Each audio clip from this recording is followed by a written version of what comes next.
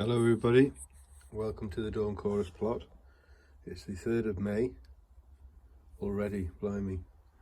And these tomatoes are absolutely desperate to go out. They've been potted on 3 times, and these at the back were the last ones to be potted on. You can see they're quite a good colour. But these were potted on a week before, the ones at the front, and you can see they're just starting to go that milder colour of green, so they're starting to lack nutrients, and they're starting to get quite tall now, so I'm quite desperate to get these out into the polytunnel.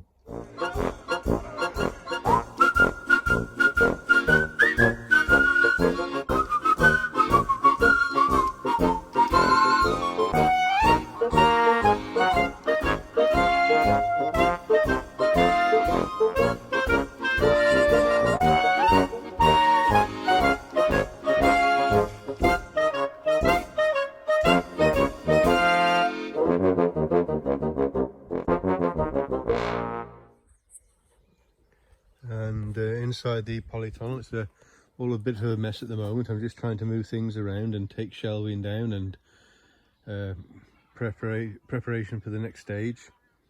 And I shall be using halos for the tomatoes in here. I find them very useful, very easy to use, and I have good results with those. I should be using those also on my cucumbers and melons in here, and I might try some of my pumpkins and squashes with them as well. See how we go.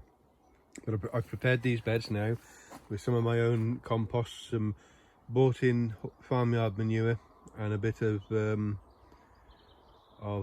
bought compost, just to make it go a little bit further. I mixed it all up and forked all that in, and I'll be putting a mix with a little bit of nutrients in the top of these halos, and then planting the tomatoes out into these, and I'll be putting strings up to the bars and then across to the top bar in the roof. Last year the grapes weren't this far across. I don't think they'll hinder with my rope work, hopefully, because it'll be going down the middle as well, straight the way down the middle.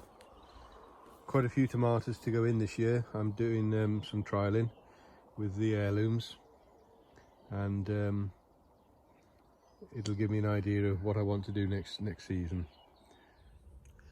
I'm now just filling these halos ready to take the tomatoes, and the way I'm doing it is I'm putting a pot the same size as the tomatoes are in the centre, and you can see I've left a bit of a gap between the tops so that I can bury the stems a bit. I can alter that as required when I plant the actual tomato plants, and I've put a pot in every single one, and I shall go around and fill in them with a mix of Jack's Magic and just a little bit of charge, blood, fish and bone, and a bit of seaweed meal. Not a lot, just enough to get the plants going and keep them going till the roots reach the compost below the halos, and it should carry them through then until they start to set fruit, which is when I will start feeding them then with a liquid feed. And I've managed to acquire this, I think it's been a filter for filtering milk, and all I'm doing is filling the pot in the halo and letting the compost overspill all the way around the edge, and then what I should do is leave the pot in. I shall water these, and I might leave them till tomorrow, or I might leave them till later on today, but that will create a square then when I take the pot out, and the tomatoes should just fall straight in, and then the soil within the pot I can spread around the top of the tomato plant, which will bring the soil level up to the top of these halos. And then with watering, they will settle down a little bit and leave a little bit of a gap at the top for watering. So that's my idea with these, and if I get any soil in the halos in the ring at the bottom. The mix will be like a sandcastle. I can just lift the halo up and tip them out, tip any soil out before I actually plant the tomato plant.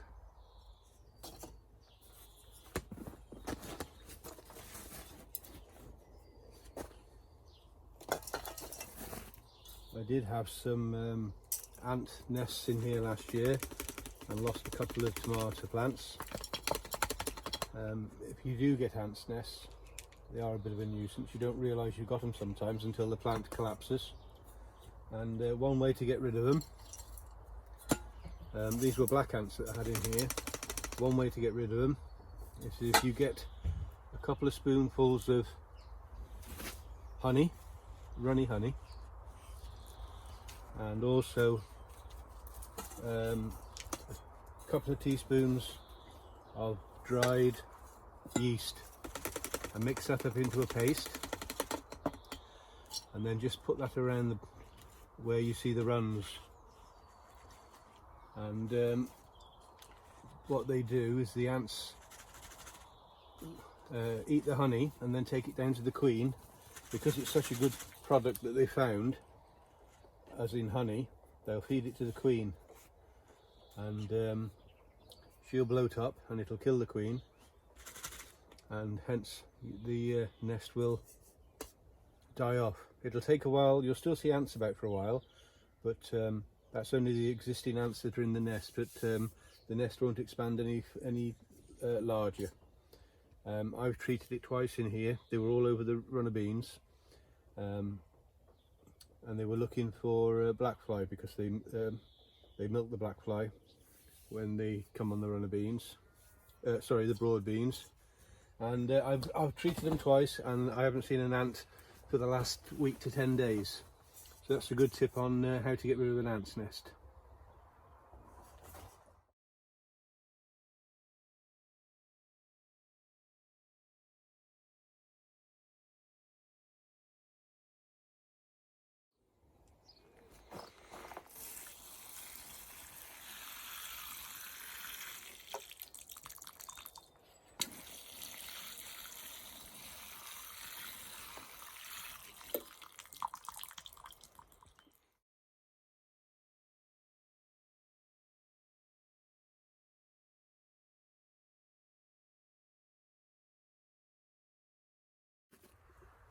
This is sun gold, and you can see it's pretty desperate to go in, and I've watered these another couple of times, and just getting them out of mycorrhizal.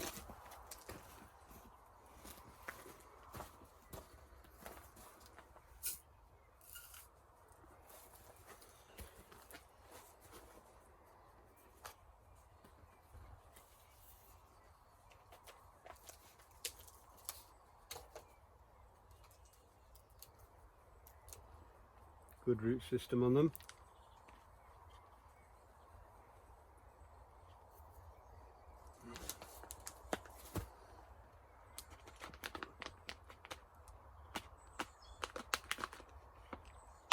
You can really smell that tomato smell. That's lovely.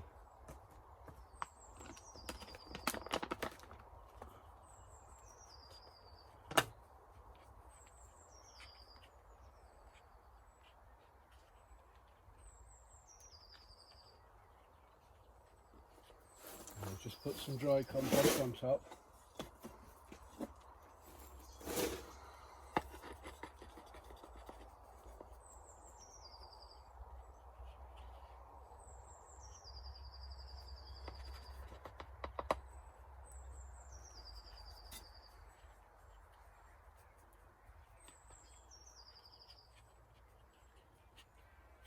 With those side shoots, I know they need coming off, but I'll just leave it a day or two.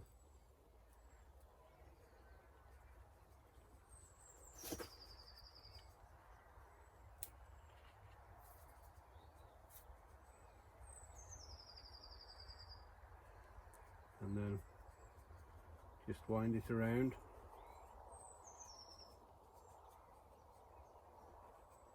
And there's the first one.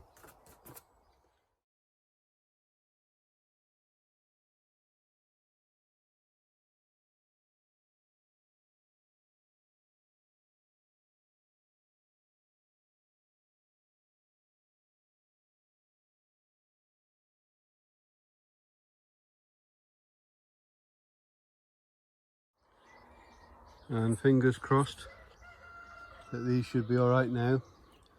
These are all the F1 varieties that I've got, and they're all in and tied in nicely to their strings. And I'm going to leave the heirlooms on that side for tomorrow. On and off, I've been doing other jobs as well, but this has taken me most of the day to tidy the polytunnel up and get the strings up and everything in. It's been an enjoyable day, and the smell of tomato plants, wow, it's just wonderful. So these will all get a good water tonight, and I shall be putting some fleece around the outsides of them. That's my next job, and then the fleece will just come down during the day and then just go back up again and be clipped to the strings at night, so they're in their own little tent. Hope you've taken something from this. Many thanks for taking the time to watch. Take good care. Thanks very much. Bye.